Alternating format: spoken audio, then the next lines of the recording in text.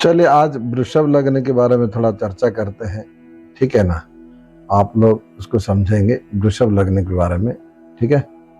और मैं थोड़ा सा इसको सेट कर देता हूं।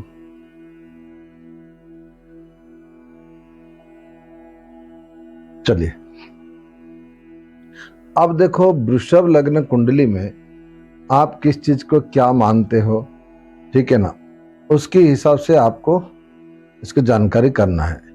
ठीक है। तो वृषभ लग्न कुंडली में सबसे ज्यादा है कि कौन सी ग्रह कैसा क्या रहेगा। आज इसको चर्चा करते हैं। थोड़ा सा इसको रख लेते हैं ऐसे।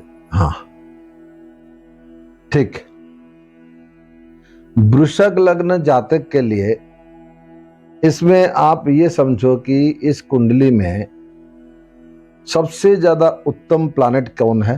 वो शनि है, क्योंकि वो केंद्र का और त्रिकोण का स्वामी है। ये देखिए ना, मकर और कुंभ लग्न में।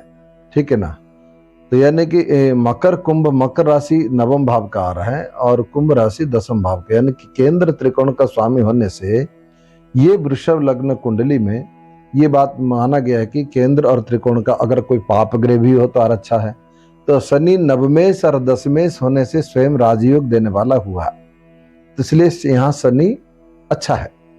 इसी प्रकार अगर हम सूर्य को देखते हैं तो सूर्य यहाँ चतुर्थ भाव का स्वामी हुआ।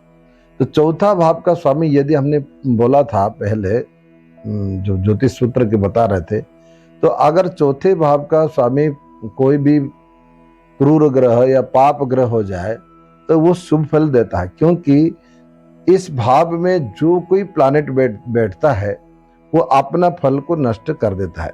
यानी कि शुभ बैठेगा तो शुभ फल नष्ट हो जाएगा, अशुभ बैठेगा तो अशुभ फल नष्ट होने के कारण वो शुभ देने वाला है।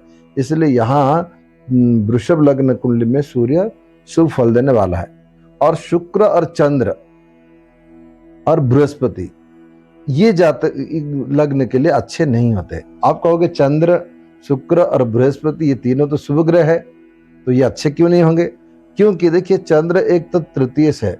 कोई भी प्लैनेट त्रिषणाय का स्वामी हो जाए, त्रिषणाय का स्वामी कौन हुआ, लग्नेश होते हुए भी शुक्र को जो है छठे भाव का स्वामी हुआ और एकादश भाव का स्वामी हुआ। तो यानी कि त्रिषणाय भाव का स्वामी चाहे कोई भी क्यों ना हो वो अच्छा फल देते ही नहीं है।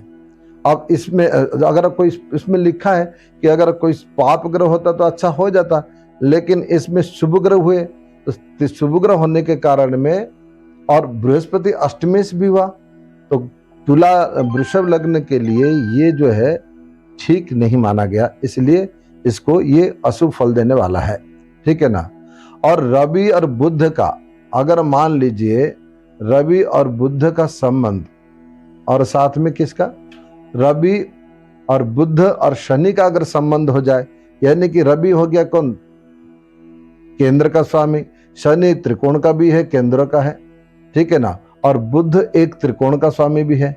अगर इन तीनों का संबंध इस कुंडली में होता है तो आप समझ लेना ऐसे जातक को बहुत अच्छा फल मिलेगा, क्योंकि उस व्यक्ति को कैरियर भी अच्छा बनेगा, उस व्यक्ति को सुख साधन भी मिलेंगे, उस व्यक्ति का बुद्धि का भी विकास होगा। ठीक है ना। अगर किसी का बुद्धि विकास हो जाए, सुख साधन मिल जाए और अपना कैरियर अच्छा हो जाए और अपना भाग्य भी अच्छा हो जाए तो और क्या चाहिए, कुछ नहीं।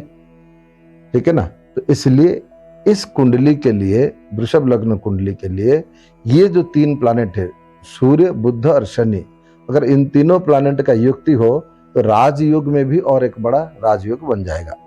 और वृषभ लग्न कुंडली के लिए, ठीक है ना, ऐसे जातक के लिए मंगल होता है, मार्केश होता है, क्योंकि वो सप्तमेश हुआ। ठीक है ना। लेकिन एक बात याद रखिएगा, मंगल सप्तमेश और द्वादश भाव का स्वामी हुआ, तो यानी कि अगर कोई भी प्लैनेट द्वादश भाव का स्वामी हो जाए तो वो उसका हानि कर देता है, तो मार्केश का भी हानि कर दे, इसलिए इसमें मंगल विशेष मार्केश नहीं होगा। मारक भाव का स्वामी है, मारक है, लेकिन जो मृत्यु देने वाला मारक ये मंगल नहीं होता है। फिर होगा कौन, इसमें आएगा जो की कुंडली में, जिस कुंडली में अष्टमेश या षष्ठे से संबंध रखता हो, है ना, जैसे कि ऐसे जातक के लिए मंगल तो मार्केस होता है, किंतु अधिक से अधिक इस कुंडली में बृहस्पति मार्क बन जाएगा, क्योंकि अष्टम और एकादश भाव का स्वामी है। तो इसलिए वृषभ लग्न कुंडली के सबसे ज्यादा मार्केश अगर होगा बृहस्पति, और चंद्र और शुक्र ये थोड़ा कम बल वाला मार्ग, निर्बल मार्केश, इसका कोई बल नहीं होता है, ठीक है ना। अच्छा, इस बात की भाई मैं बताता हूँ, अगर कोई वृषभ लग्न कुंडली का 13 से 16 अंश यानी कि पंचम नववांश हो, उसका जो पांचवा नववांश हो, लग्न का पांचवा नववांश, तो ये व्यक्ति का प्राकृतिक स्वभाव में रहता है, ठीक है ना, पंचम नववांश, ये बात याद रखिएगा। फिर क्या होगा, तो पंचम नववांश है तो फिर इस कुंडली के लिए कौन सी प्लानेट शुभ योग बनेगा, अशुभ योग बनेगा, सफल योग बनेगा, निष्फल योग बनेगा, वो भी मैं आपको चर्चा करता हूं। देखो, एक ये मिटा देते हैं, ठीक है ना। अब शुभ योग क्या है, शनि नवम और दशम का स्वामी होने के कारण में ये अकेला ही राजयोग कारक हो गया, इसका मतलब ये शुभ हुआ, ठीक है ना, श्रेष्ठ राजयोग हुआ।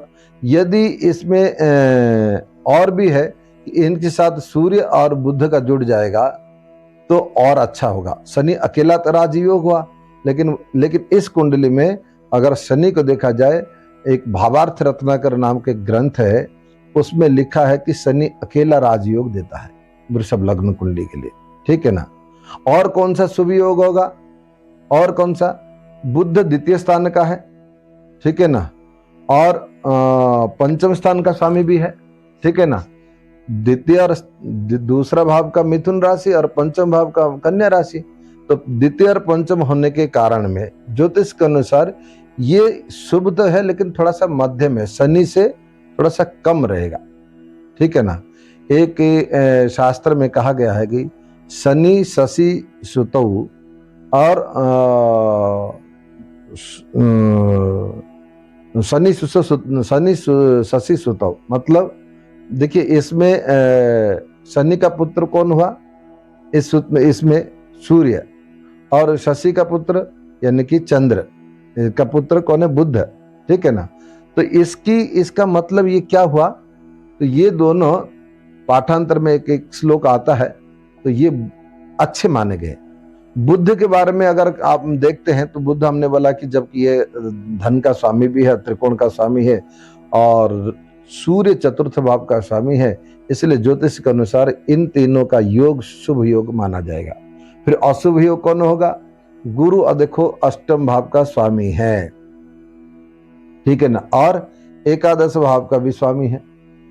तो जो इसके होने से ज्योतिष के अनुसार ये अष्टम और एकादश भाव का स्वामी अशुभ हुआ, अतः मृत्यु कारक अशुभ फल देने वाला गुरु है, ठीक है ना, क्योंकि अष्टम का लाभ हुआ।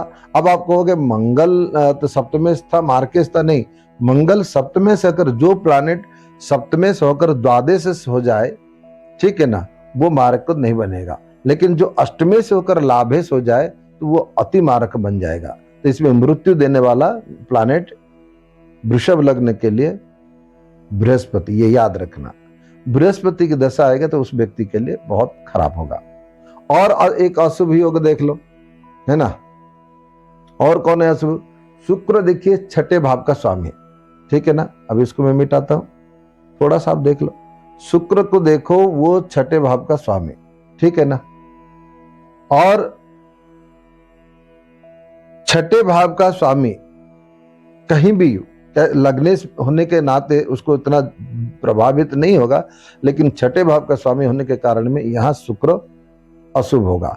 लग्नेश और षष्ठेश का संबंध होने से किसी भी अधिकतर वृषभ लग्न वालों को आपको देखने को मिलेगा एक लंबी बीमारी रहती है, क्योंकि लग्नेश और षष्ठेश एक ही प्लैनेट होने से उसको कोई ना कोई निरंतर एक बीमारी बनी रहती है, ठीक है ना। अगर यहाँ का प्लैनेट अगर लग्नेश होकर वो छठे भाव में बैठ जाए तो और निश्चित हो जाएगा। तो इसलिए यहाँ शुक्र भी अशुभ है। अब देखो चंद्र की ले लो, चंद्र भी अशुभ ग्रह माना गया, क्योंकि चंद्र अशुभ ग्रह, ये तृतीय स्थान का स्वामी होने से ये भी तृतीय स्थान का मृत्यु का कारक है, अशुभ फल देने वाला है, यानी कि गुरु में चंद्र इस व्यक्ति के लिए बहुत खराब होगा, ठीक है ना। और मंगल के देख लो, मंगल सप्तम भाव का स्वामी है। ज्योतिष शास्त्र के अनुसार उसको देखा जाए तो वो मारक स्थान का स्वामी है, ठीक है ना। लेकिन द्वादश स्थान का स्वामी होने से अशुभ माना गया, परंतु अशुभ फलदायक होता है, लेकिन उतना नहीं होगा, क्योंकि 12वें भाव का स्वामी हानि हो जाता है तो मतलब मृत्यु का मारकत्व का हानि हुआ, तो इसलिए मारकश तो नहीं होगा, लेकिन ये शुभ फल शुभ देने वाला ग्रह में नहीं आएगा। अब सफल योग निष्फल योग हम बताते हैं कि इस कुंडली में सफल योग कैसे बनेगा, निष्फल योग कैसे बनेगा। पहले आप निष्फल योग सुनो। शुक्र का और बुध का संबंध हो या मंगल का बुध का संबंध हो। देखो शुक्र का क्या हो गया, इसमें भले ही लगने से है, ठीक है ना, लेकिन मूल त्रिकोण इसका जो है छठे भाव का, तो इसलिए उसका छठे भाव से लेना है। तो मंगल और शुक्र और बुध, बुध इसमें क्या हुआ, द्वितीय भाव का स्वामी, ठीक है ना, इसलिए यहां सफल योग नहीं होगा, ये निष्फल बन जाएगा। मंगल और बुध का भी ये दोनों आपस में, देखिए मंगल और देखिए इसकी जो मंगल की जो एक राशि से दूसरी राशि लेंगे, ठीक है ना, तो वो अष्टक बनेगा। इस राशि से इस राशि के लोग हैं तो अष्टक बनेगा। उसकी अंतिम राशि उसकी पहली राशि और उसकी पहली राशि इसकी अंतिम राशि का षडाष्टक बनता है, तो वो भी एक योग नहीं माना जाएगा। फिर सफल योग कौन बनेगा इस कुंडली में, शुक्र और शनि अच्छा योग बने, क्योंकि लग्नेश के साथ योग कारक सूर्य और बुध चतुर्थ भाव का स्वामी के साथ पंचम भाव का स्वामी, और मंगल और शनि, यानी कि मंगल और शनि इसमें क्यों होगा, कारण मंगल द्वादश स्थान का स्वामी है होने से दूषित तो हुआ, लेकिन सप्तम स्थान होने से भी कष्टदायक हुआ। लेकिन शनि अकेला राजयोग फल देने वाला है, इसलिए मंगल का साथ शनि का योग इसमें अच्छा माना जाएगा। शनि और बुध ये एक श्रेष्ठ योग होता है, क्योंकि इसमें एक योग कारक और राजयोग कारक प्लस योग कारक का युक्ति होने से, यानी कि शनि के साथ अगर बुध का कॉम्बिनेशन बनता है तो ये एक बहुत अच्छा होता है, ठीक है ना। तो वृषभ लग्न के लिए कौन सा प्लैनेट सही है, कौन सा प्लैनेट ठीक नहीं है, ये आपने अच्छे से समझ लिया। अब हम नेक्स्ट एपिसोड में मिथुन लग्न के बारे में डिटेल्स जानकारी देंगे। तब तक के लिए आप हमारा चैनल देखते रहिए, सब्सक्राइब करें और सभी को शेयर करें, ठीक है ना। हर हर महादेव।